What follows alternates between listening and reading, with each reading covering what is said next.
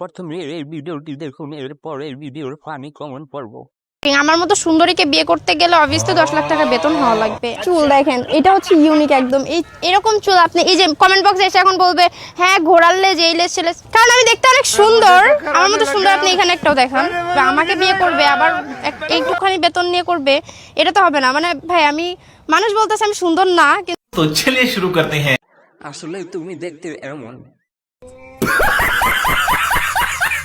যাদের 10 লাখ টাকা স্যালারি তাদের বাসায় তোর থেকেও বেশি সুন্দরী কাজের মেয়ে আছে।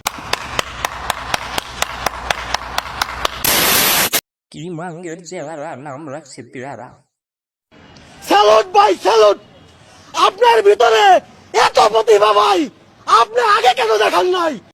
আবাসিক হোটেল মালিকদের ডিস্টার্বেশন করছে, আপনার কর্মী বাইরে এসে বিভ্রান্তি সৃষ্টি করছে।